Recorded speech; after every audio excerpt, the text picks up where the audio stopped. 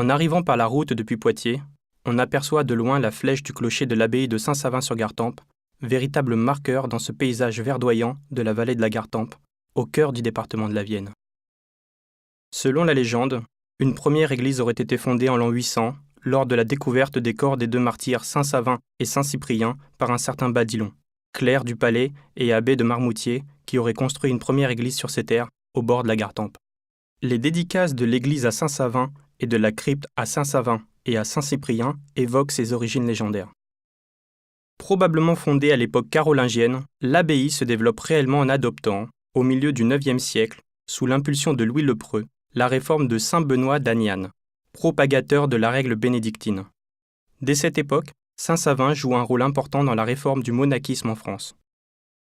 À la fin du IXe siècle, les invasions normandes provoquent le repli des communautés monastiques de l'Ouest et le transfert des corps des saints vers le Berry ou la Bourgogne, afin de les protéger. Des reliques sont cachées à Saint-Savin, seule abbaye de la région à ne pas être détruite.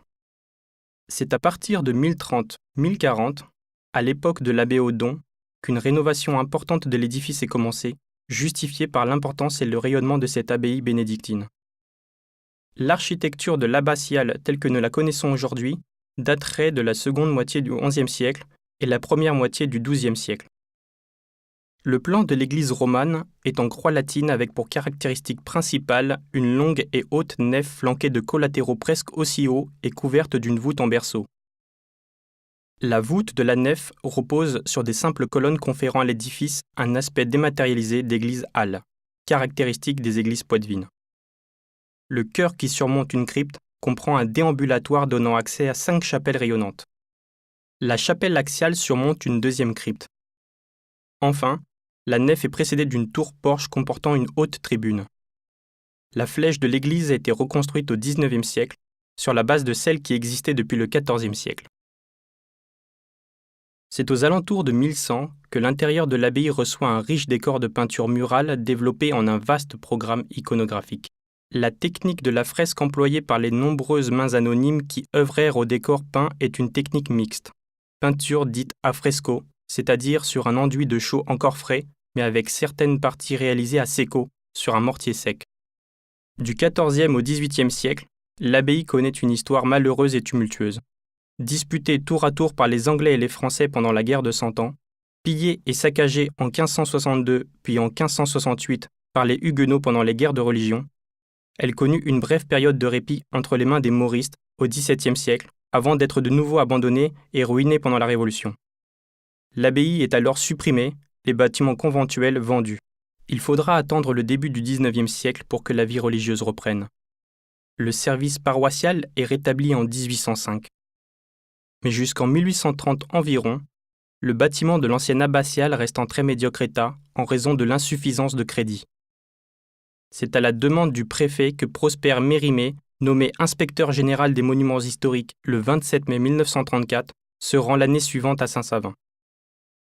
Prosper Mérimée confirme l'état désastreux de l'édifice et de son décor peint et dénonce les interventions hâtives responsables de la perte d'une partie des peintures. Il fait inscrire en 1840 l'église et son décor peint sur la première liste des monuments historiques. Une nouvelle page s'ouvre dans l'histoire de l'abbatiale. Les travaux de restauration sont confiés à l'architecte Joly-le-Terme, auquel succéderont Jean-Michel Formiger, Jean-Hugues Déverin et Alphonse Goubert. C'est le début d'une importante campagne de relevés aquarellés réalisés au tiers et au quart de l'original qui se poursuivra jusque dans les années 1930. Ainsi, une collection d'environ 80 relevés consacrés aux peintures murales de Saint-Savin est aujourd'hui conservée à la médiathèque de l'architecture et du patrimoine. Les reproductions des peintures murales de Saint-Savin sont les premières commanditées par Paul Deschamps pour son musée de la fresque. 4 scènes de la nef sont d'abord reproduites à la fresque par Jacques Socard dès 1937. Ces scènes sont aujourd'hui exposées dans le hall d'entrée du musée des Monuments français. Le programme de reproduction se poursuit en 1938, mais au moyen d'une technique plus facile à mettre en œuvre à distance que celle de la fresque.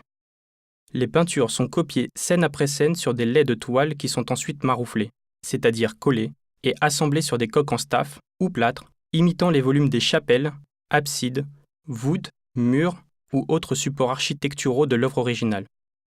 Vers 1938, Le peintre Irène Mezdrikov réalise ainsi des copies à l'échelle 1 des scènes du porche de l'église.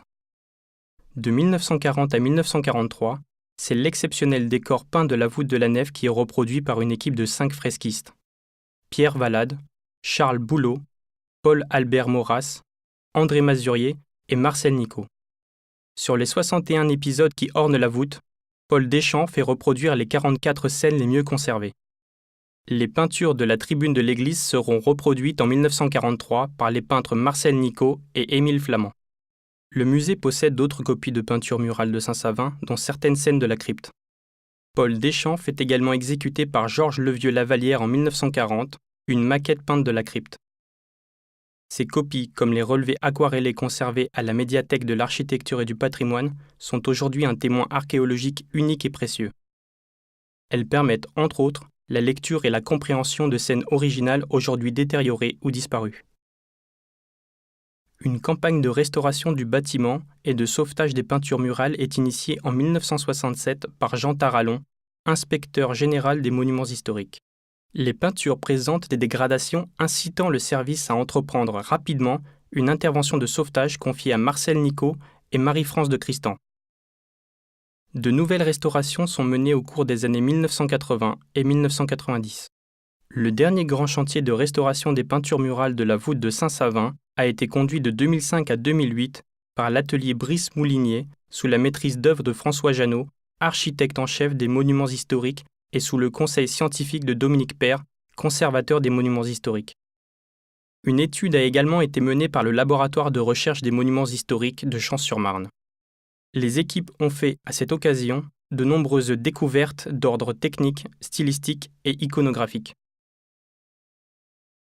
En parallèle, une équipe de recherche sur les peintures murales romanes du Centre d'études supérieures de civilisation médiévale de l'Université de Poitiers a mis au point une méthode d'analyse très précise des peintures murales de Saint-Savin, en étroite collaboration avec les restaurateurs et le laboratoire de recherche des monuments historiques. Une campagne inédite de relevés archéographiques permet de mieux comprendre les techniques picturales et la démarche utilisée par le peintre à l'époque romane.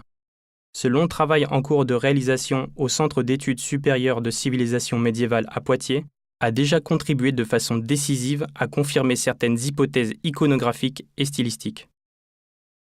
Aujourd'hui, l'abbaye de Saint-Savin attire tous les ans dans la région Poitou-Charentes des milliers de visiteurs français et étrangers. À Paris, les reproductions grandeur réelle du Musée des Monuments français permettent aux visiteurs d'admirer de près ce qu'il reste du plus grand ensemble de peintures murales romanes survivant en France.